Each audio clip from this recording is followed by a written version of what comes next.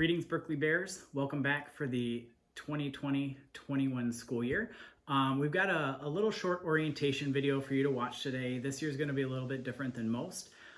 So to start with, I'm just going to give you a little agenda of what we're going to go over. We're going to do some introductions, go over the values of BHS, which a lot of you have seen already through your freshman orientations. Talk about some of the differences between what's going to happen this fall versus last spring. Talk about some online classroom expectations and what that will mean for students. Some online learning tips for everybody. And then at the end, I'll have some kind of closing thoughts for everybody. So to start off with, we've got a few introductions. Most of these are familiar faces to 10th through 12th graders, but new faces to the 9th graders. So I'm Andy Malash. I'm your principal. This is my third year as principal of Berkeley High School and going into my 15th year in the district. I used to be an assistant principal and a math teacher. Many of you have met Miss Stone already. She's our athletic coordinator and is your go-to for anything athletics. Miss Womble is going to be the assistant principal of students with last names A through K. And Miss Krieger is the assistant principal of students last names L through Z. Counseling staff is the same as last year as well. And so Miss Dixon is in charge of students with last names A through D. Miss Weiss handles students with last names E through K. Miss Belsky handles students with last names L through R. Miss Ty has students with last names S through Z. And Miss Fay handles all the alternative ed students. And so, you know, we're go-to people for you. We're people you can talk to if you need support, if you're struggling. We'll never turn your way. We'll always be here to help you out in whatever way you need. This slide, 3 grades of you have seen this already at your freshman orientations. And what I used to say on this slide was the things I care most about and really what we value at BHS. So, you know, as you look over this list, what you won't see on there is, you know, getting a really high SAT score or going to an Ivy League school. It's not that those things aren't important, and I know they're important to everyone in some way, shape, or form, but I don't think that's why we're here and why we exist. You know, the values that I and my staff have are really these other types of things that are maybe not so academic in some ways. So, you know, respect, like having respect for yourself, having respect for others, doing your best. I think all of our best looks really different, and in a virtual environment, you know, our best might look really different than our best in a classroom. And so, you know, as long as we're doing what we can and trying our hardest, I think that really means a lot. Perseverance is something that I think we're going to have a lot of this year. There's going to be times when we're tired of the online format, we're tired of logging into virtual classes, we're tired of not being able to see our friends and be in school. And so, you know, how we persevere through those things is going to be really important for us. Attitude and mindset. I think, you know, going into this year, it would be really easy to think, this is going to stink. I'm not going to like this. This is not going to be fun. And so, you know, I think to what degree we can have a positive attitude about this, that we can have a growth mindset, that we're going to walk away with some good skills, some good relationships, and that we're going to get through this okay, I think that's going to go a long way. Being kind is something I care more about than just about everything in the school. When people always ask me what I like most about this school, I talk about the kindness with which everyone treats everyone else. And so I think it's really important that we're kind to one another, that we're caring for one another, and then finding your passions. So, you know, it's going to be a little bit more difficult this year without being in school and being able to start clubs and do some of those type of activities. So I think we got to get creative in finding ways to put our passions into what we're going to be doing, which is some virtual schooling.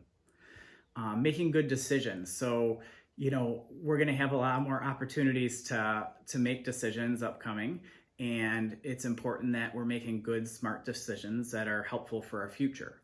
And when we do make mistakes, that's okay, and it's going to happen. It's important that we learn from those mistakes. You know, maybe it's, I forgot to turn in a homework that was due 2 days ago, and now I have to face my teacher, or I totally forgot to write this paper and it's due this week. I got to stay up really late and take care of it. So it's not always the mistakes that matter so much, but how you deal with those mistakes is just as important. there's going to be a lot of differences this year, and we all know that it's not going to be our typical year in a lot of ways. And so, some of the noticeable differences, especially between what we're going to do in the fall versus what happened in the spring. The first one of those is going to be Schoology.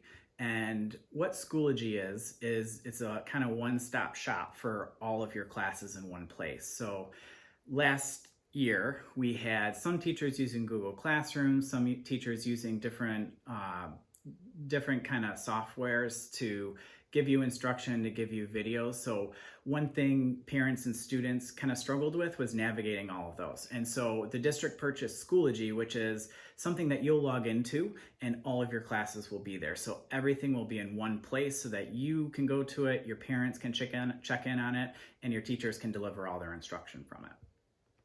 Also, we're going to be having live instruction. I know some of your teachers in the spring were doing some live instruction, but some teachers were creating a video and then having you watch it later. So we're going to have live instructed classes that are going to be 90 minutes in length, so a block, and they're going to be every other day. So we're going to start school at 9 o'clock a.m. every day. You'll have 2 classes in the morning, split by a lunch, and then a 3rd class in the afternoon. You will be getting your attendance taken in those classes, so it's important that you're there, and you will have assessments in those classes as well. Those are 2 things we didn't do back in the spring, but we will be doing in the fall. There's also going to be some drop-in hours of support if you need help from a teacher. So for example, if you had Algebra 2 in the morning and you didn't quite get it, there will be an opportunity in the afternoon for you to log in with that teacher and maybe get some face-to-face help with it. Being in a regular classroom is going to be very different than being in a virtual classroom. So what does that mean? Like, what are the expectations? I think most of you know what you're supposed to do and how you're supposed to behave in a regular class, but maybe you don't know yet what it looks like in a virtual classroom. So I wrote down some expectations that I think we should go through, and I think they're just a good rule of thumb for anyone in these types of environments. So first one is to attend class all the time, every class. And so, you're expected to be at every single class. Obviously, there's circumstances that may be beyond your control, and we understand that. But, if you were at BHS, the expectation would be that you go to all your classes for the day. So when you don't log in or when you don't show up at them, it's in a way kind of the equivalence of, taking off from BHS for an hour or 2 and then coming back later. So it's really important that you're there every day for every class. Like I said, this is a pandemic, so there may be some circumstances. And if that's the case, reach out to your teacher and talk to them. I think they're going to be flexible and understanding, but we really want to see your faces every day. Be on time and don't leave early. Just like a regular classroom, when the bell rings, it was the expectation here that you were in your classroom and you didn't leave before the bell rang again. Same thing goes for a virtual class. You shouldn't be logging in 5 minutes into the class. You shouldn't be dipping out before the class is over. You should really be there when it begins and then leave after it's over. That's the expectation. And then remember, you're in a classroom too. So, the same things that wouldn't go in a classroom here really don't go in a virtual classroom. So, if you weren't texting under your desk while the teacher was teaching, then you probably shouldn't be texting off screen when you're in a virtual classroom. Another thing is you should always give your full attention. If the teacher's talking or if you're supposed to be in a small group discussing something, then you should be there fully present. I get it that, it's a lot easier to see Sports Center in the background when you're in a classroom now, but you wouldn't do that when you were in a normal classroom. So when you're there and be present with your class. Make sure you follow each classroom's expectations. So if a teacher wants everyone to mute their audio, mute your audio. If the teacher expects that your video is on, your video should be on. If they want you to raise your hand or click some alert to ask a question or give an answer, do that. They're going to lay out what their expectations are for your class, and it may look different in some of your classes. So just make sure that you're abiding by whatever that teacher's rules are for their particular online class. With that, also you should be using appropriate language, whether that's spoken or written or in a post or a comment. Again, if you wouldn't have done it in school at BHS, you shouldn't be doing it in a virtual environment, especially in one where everyone's going to be seeing it. So be mindful of those things. Additionally, you're going to want to be prepared. Don't wing it. Your teachers know when you're winging it. Your classmates know when you're winging it. And really, you owe it to yourself to be doing your best to be as prepared as you can for each class every day. Also, create your own work, don't plagiarize. I think the temptation might be a little bit greater in an online environment to take someone else's work and pass it off as your own. So just make sure everything you're putting out there is your own original thought, because your voice is what we want to hear. Also, turn in your work on time. Just like in a regular classroom, if you were starting to get behind and missing some assignments, I think everyone knows how quickly that snowballs on itself. So make sure you're on top of things, you're doing things ahead of time, you're pacing yourself so that all that work gets in on time. And also, be aware of your surroundings and your attire. Many of you are going to be joining a video from your home and maybe your bedroom, and so take a quick look around of what's behind you and make sure everything's appropriate. Make sure your attire is appropriate. If it's not something you would wear in a classroom at BHS, it's probably not something you should log into an online class wearing as well. So just be mindful of those things.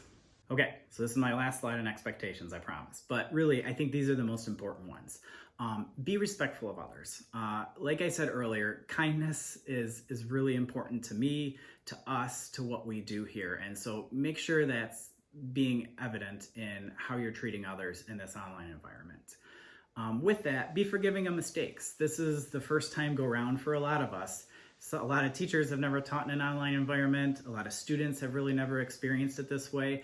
And like I said, it's pretty different than it was in the spring. And so just be patient with people and be forgiving. And then lastly, be patient with yourself, your peers, your teachers, and your parents. Like I mentioned earlier, this is going to be really new for everyone. So I think the more patient we can be with everyone, I think the better off we're going to be. Maybe it seems like your parents are really hounding you to do your homework, be here, be there, but they care about you and they're worried about your education. Maybe your peers you're frustrating you because they're not doing their work, or they're hyper doing their work. And so what ways can you support them? And then really with yourself, just be kind to yourself. You're going to make mistakes. It's going to be okay. And we're going to figure this out.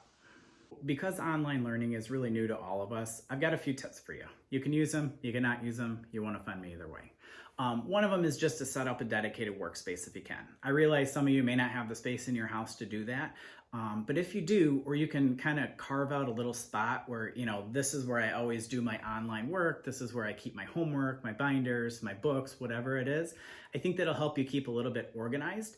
And, something I struggled with last year was I made a little home office right in the front of my house, and it never felt like I was away from the home office, no matter what time of day. I think maybe having a dedicated space kind of keeps school here, and then everything else can just be home, and maybe help you create a little bit of separation between the two. Secondly, learn how to manage your time. You should really do what works best for you. If you're someone that is really productive in the morning, get up early, set an alarm, and do some work before school starts even.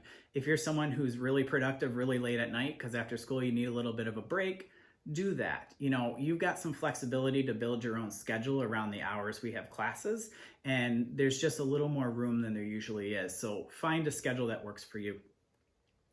I'd also say, try to collaborate with your peers. I know this looks a little bit different than it did before, and so it may be a socially distant outside study session, it may be a Zoom call, it may be a FaceTime, but I would still find ways to work with other people in your classes and friends, because I think it's helpful when you guys are all going through that together. Also, see your teachers when you need help. There's going to be some support times built into the day. And just like when you were at BHS in person, if you didn't understand something, you'd stop in at lunch or after school and get some help. So whatever your teacher's support hours are, utilize those and get some help from them when you can. And then reach out if you're struggling. My worst fear in all of this is that someone's going to be struggling in silence and not telling people around them that they're having a hard time. So, reach out to someone, whether that's your teacher, your parents, a friend, a counselor, me, your other administrators. We all want to help you. We all want to support you through this. So just make sure that if you are struggling, you're finding those things that can get you help. At Berkeley High School, we have something called Sources of Strength, and the 10th through 12th graders are probably pretty familiar with what it is. The freshmen, this is going to be a little bit new to you, but essentially what it is, it's a peer-led group that focuses on student wellness. And so what we try and talk about are what are our strengths that we can draw on at certain times to get us through tough times. And so if you take a look at this little bit wheel here, it's got a lot of different things that you can pull from depending on where you're at and what you're needing support in. So one thing we'll do this year is we'll try and put this into the things we do so that students can learn more about it, especially the freshmen, and use these little pie slices to really lean on them at different times, because all of us have lots of sources of strength, and I think we just need to tap into them. By this time, you're probably a little bit tired of listening to me, so I'm gonna wrap things up for you. Just a few final thoughts for you. First off, it's okay to feel a lot of things. It's okay to be mad, it's okay to be frustrated, it's okay to be tired of this. I feel those same things too, and toward June of last year, I was really in that same place. I think you guys were too. So just know that it's okay to feel those things. It's okay to be extremely frustrated with the situation. Just make sure that if it gets to a point where you need some help, that you're talking to someone, whoever that is, to get some help, and people around you are going to support you. Also, I think connectivity to each other is really important. So we're going to have to get creative this year in how this works and how this looks, because normally we've got lunchtime, we've got clubs, we've got sports, we've got pep assemblies, we've got things that help us get connected to one another and to BHS. And so I think we're going to have to be creative on how that happens in a global pandemic. And, personally speaking, I'm open to a lot of ideas, and I'm willing to try things out because, there's a quarter of the school that I haven't met yet and I want to meet. And so I think there's got to be ways for us to connect to one another. So start thinking now about what are some ways we could do that, and just know that I'm in support of those ideas, and I'm willing to take any ideas as well as come up with some on my own. And then lastly, just know we're all in this together, and we're going to get through it. There's a light at the end of this tunnel. I just don't know how long the tunnel is yet. And we're going to get there, and we're going to make it. And I just want you to know we're going to get through this together. We are Berkeley Strong. Go Bears.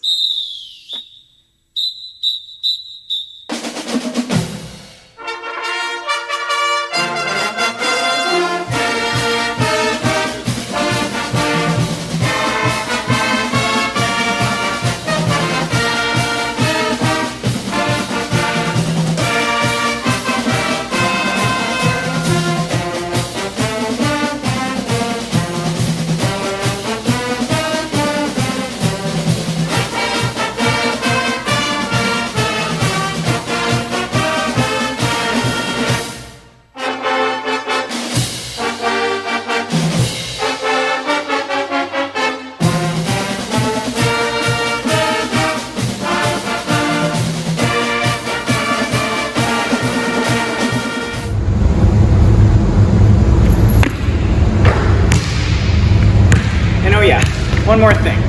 Seniors, class 2021, I see you, thinking about you. I know you're worried about this year, but we're going to figure this out together. We're going to have a great year.